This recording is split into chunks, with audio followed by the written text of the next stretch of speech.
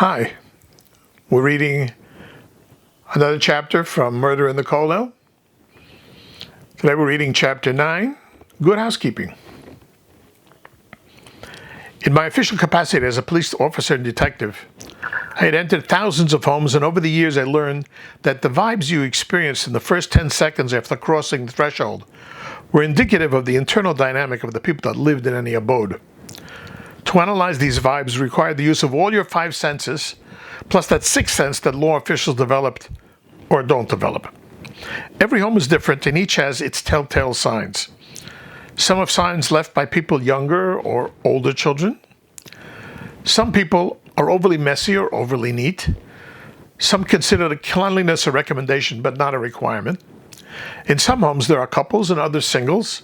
Old, young, aged, neurotic, pets, smells, cooking, hobbies, obsessions. These were signs, and if you knew what to look for. They came in all sizes and shapes, and the Klein household was weird. I was not sure what it was, but I was getting a sensation that something was off. I tried to figure it out. The first thing I noticed was that the place was immaculate. I was sure that if I ran a hand over the top edge of any of the picture frames, I would not find a speck of dust. Every leaf on every plant in the house was shiny clean. That kind of immaculate. The rays of light from the late afternoon sun made rainbow hues as they glistened through the polished crystal pendants of the glass chandelier in the formal dining room. The wooden floor of the hallway and living room shone brightly. All the furniture sparkled. The artwork on the walls was subdued and appropriate. Small cutesy knickknacks and souvenirs of past vacations were scattered about the room. There were small potpourri jars at strategic points, and the woody aroma complemented the baking smells emanating from the kitchen. Even the rabbi's study was a sight to see.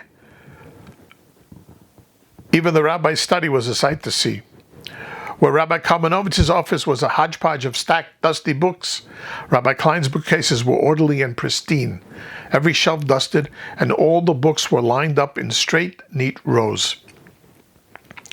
Everything about the house said, in the category of best homemaker, Rebbetzin Klein takes first prize.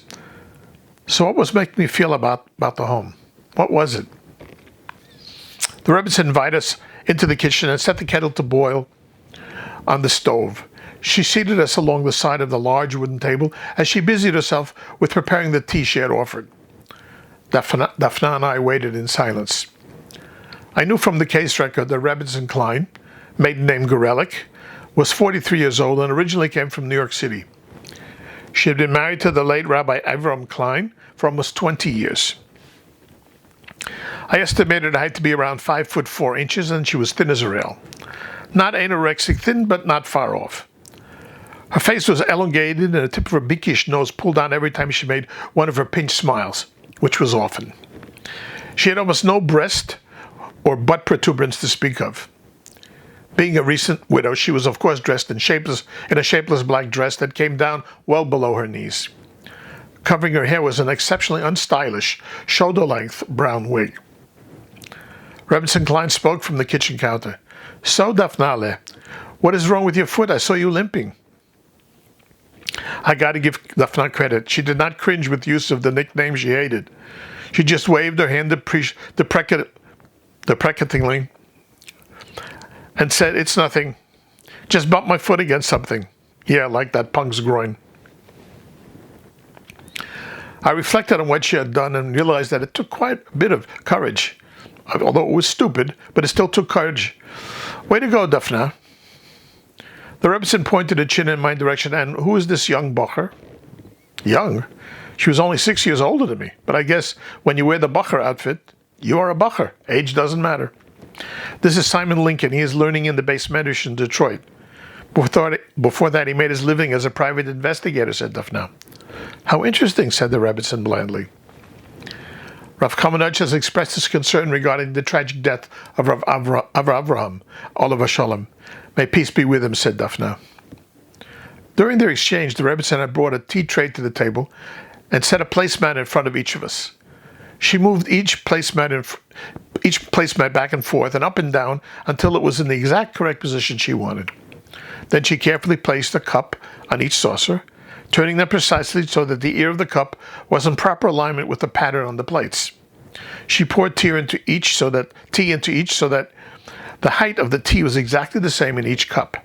Finally, she placed the tea on our mats so that each was in an identical position, and then pointed to the cruets and canisters on the central tray and said, "Help yourself to cream, sugar, lemon, and biscuits." Obsessive-compulsive, anyone? The Rebbetzin took a chair, keeping only half of her behind on the seat. "It warms my heart to know that everyone is still thinking about my husband, Oliver Shalom." "Anyway," continued Daphna, "Rav Kamenovich cannot believe that such a fine rabbi as Rav Avram took his own life." I know," said the Rebbetzin, nodding her head. "It's so hard to believe. But the police, they say..." "Rav Kamenovich thinks that maybe the police missed something," said Daphna. The Rebbetzin stopped nodding her head and looked up in surprise. "Rebbe thinks it was not suicide? That somebody..." She left the statement unfinished. "Exactly," said Daphna. "That is where Simon comes in. Rebbe has asked that he look into the case to see if he could find something that the police have overlooked." Rebbetzin Klein swung her eyes in my direction and looked at me intently. "Oh, really? That would be amazing if you could. It would make such a difference." There was a flutter in her eyes. My gut was telling me something. Maybe it was not all that amazing. What was that all about? Perhaps she thought that I would definitely be able to prove that the rabbi's death was not suicide.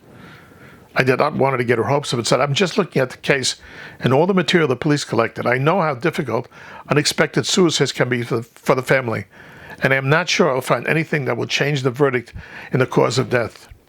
"No matter what, your efforts will be highly appreciated," said the Rebbetzin earnestly. "Simon is a terrific investigator," said Daphna encouragingly. "I'm so glad to hear that," said Rebbetzin Klein. "And I'm going to assist him in the investigation," stated Daphna proudly. "Well, good for you," said the Rebbetzin with enthusiasm. There was that little eye flutter again. I decided to start off with the private psychiatric clinic brochures, and I asked, "Did you know that Rabbi Klein had a file filled with brochures from psychiatric clinics in his desk?" "Of course I knew," she answered disdainfully, as if saying, "How could there be anything in this house that I did not know about?" "Did he have a problem that needed treatment?" The Rebbetzin did not respond immediately and was framing a response. "He told me that he was going to take a break from his teaching and his counseling. He had given it much thought, a break that required more than just a holiday for a break. He was such a good man, mamash tzaddik. I knew that meant he was a saint." She continued, "But he was so tired, impatient. We decided to look into appropriate private clinics. I knew that our community would not be overly understanding if a person required psychiatric treatment. It would tarnish their name forever." "How did they get this material? Email, fax, phone call?" I required. "We both went to look at the various clinics personally. We were looking for the most suitable place," she said, pinching her little mouth together and nodding her head. "Every time, we kept saying that it was not the right place. Oh, how I wish I had been more insistent. Maybe if the treatment had been started earlier, he would be alive today. I feel so responsible," she said tearfully. Devora, said Daphna. "You did everything you could. The whole community saw how you always supported Rav Avram. Your relationship was envied by all of us. You were our example of what a good marriage should be like. You should not feel responsible. You could not have known." "Thank you for those kind words," said the Rebbetzin, snuffling up her tears. We spent the next half hour going over the routine questions concerning an unexpected death. She confirmed just about everything that the police reported. The only new bit of information was that the rabbi did his counseling for troubled Jewish students at the Hillel house just off the MSU campus. She ran us through more of what happened on the night she discovered the body and showed us the basement. A spotlessly clean, super tidy basement. Someone had even cleaned out every shred of lint from the dryer filter. Now how strange is that? OCD rules. Creepy. The Rebbetzin and Daphna went back to sit in the kitchen. I inspected the alarm system very closely, looking to find how someone could possibly get into the house without tripping the alarm. I had been hoping to find a bypass switch on the back door. Many homes have them so that the alarm for the rest of the house stays on while the family could come and go through the garden door. I looked everywhere but did not find such a switch, nor anything else that was amiss.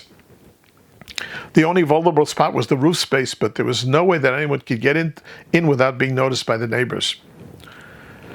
We left the house with Rebbetzin Klein telling us to come back if we had more questions or if we wanted to inspect anything else. She then wished us luck and success in our investigation. Her parting words to Daphna were words of caution. Daphnale, be careful. If Avram did not take his own life, there could be dangerous people out there. I don't want anything to happen to you. Did she know something that she was not telling us? We climbed into Daphna's car, and when I turned to her, I said jokingly, if I had to live with that woman in that house, I think I would also take my own life. Don't even joke about that, she scolded me. They were the most devoted couple I've ever seen. And what's wrong with the house? Are you kidding me, I asked? It's like a museum or an art exhibit or a show place. I don't know how to classify it. People don't live in such a house. Yes, Devorah can be a little intense when it comes to housekeeping. Then it dawned on me. I knew what was bothering me about the house. Her entire house looked as if it was being prepared for a photo shoot for good housekeeping. Any moment the photographers were going to set up the tripods and lights. It all had to be perfect. The facade had to be perfect. But it was still a facade. The Klein house was not a place in which people lived. I did not know what it was that the Kleins did in that house, or what kind of relationship they had, but they did not live there. I was not ready to share these thoughts with Daphna and said, let's get back to your house so I can pick up my car. It's getting late and I want to make it back to the Kollel for afternoon services. Good idea, agreed Daphna. It is late and I know there are no kosher restaurants in this area. If you like, you can have supper with us. We always have plenty. That was a nice gesture, and for some reason, I just knew that I would enjoy a meal with her family. Still, I only just met Daphna 4 hours ago, and even though we had definitely cemented our partnership by kicking tuchas together, it was too much too soon. I might be reading too much into the invitation. I needed to put any such thoughts on hold until the case is over.